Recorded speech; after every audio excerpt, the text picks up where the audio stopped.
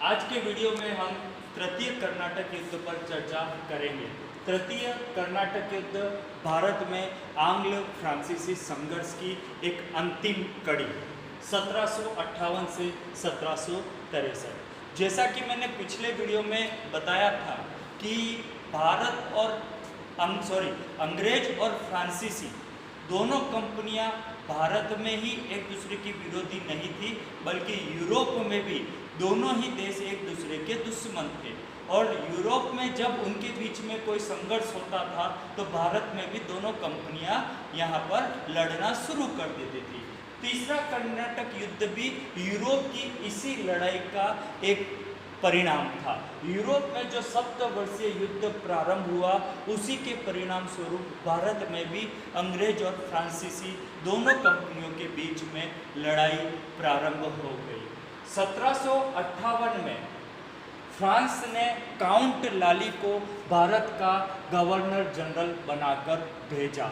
Count लाली ने भारत में आकर 1758 को फोर्ट सेंट डेविड नामक किले को जीत लिया।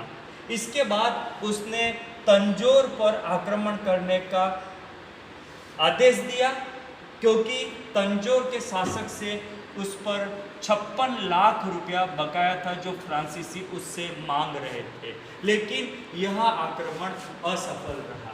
इसके बाद काउंट लाली ने मद्रास का घेरा डाला, लेकिन अंग्रेजी नौसेना के आने के कारण उसे यह घेरा उठाना पड़ा और मद्रास का घेरा भी असफल रहा।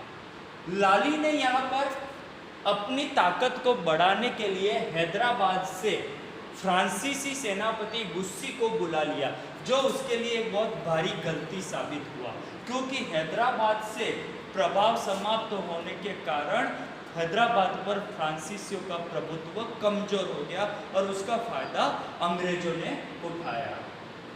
इसके बाद अंग्रेजी नौसेना ने 3 बार फ्रांसीसी नौसेना को पराजित कर दिया और उन्हें भारतीय सागर से लौट जाने पर बाध्य किया।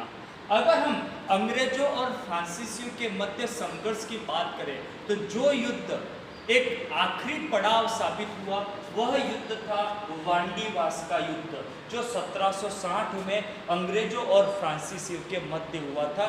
यह युद्ध कहा जाता है कि फ्रांसीसियों के ताबूत में अंतिम कील साबित हुआ। अंग्रेजी सेनापति जनरल आयरकुट ने वांडीवास के युद्ध में फ्रांसीसियों को बुरी तरह से पराजित किया, जिसने फ्रांसीसी सेना को एक तरह से समाप्त कर दिया। इसके बाद फ्रांसीसी सेना जो है वह अपने केंद्र पांडिचेरी लौट गई, लेकिन अंग्रेजों ने पांडिचेरी का भी घेरा डाल दिया और पांडिचेरी को भी अपने अधिकार में कर लिया। इसके पश्चात जो माही और तंजौर नामक जिंजी नामक जो फ्रांसीसी केंद्र थे वह केंद्र भी अंग्रेजों के अधिकार में आ गए और इस प्रकार एक एक करके फ्रांसीसी ताकत भारत से समाप्त होने लग गई और अंतिम रूप से फ्रांसीसी भारत से चले गए। अंग्रेजों ने फ्रांसीसियों को भारत से बाहर निकाल दिया और इस प्रकार इन 3 कर्नाटक युद्धों को देखते हुए अगर हम निष्कर्ष के रूप में जाएं तो हमें पता चलता है कि भारत में जो अंग्रेज और फ्रांसीसी कंपनियों में प्रभुत्व की लड़ाई थी उस लड़ाई को अंग्रेजों ने जीता।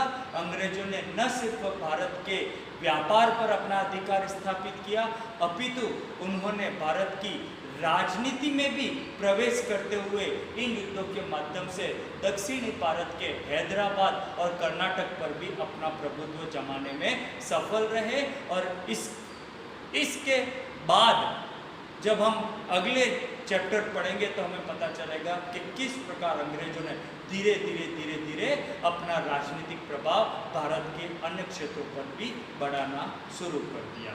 इस प्रकार यह चैप्टर यहाँ पर समाप्त होता है। आशा है आप सभी को यह वीडियोस पसंद आए होंगे और आपने इस चैप्टर को अच्छे से समझने की कोशिश की होगी। धन्यवाद।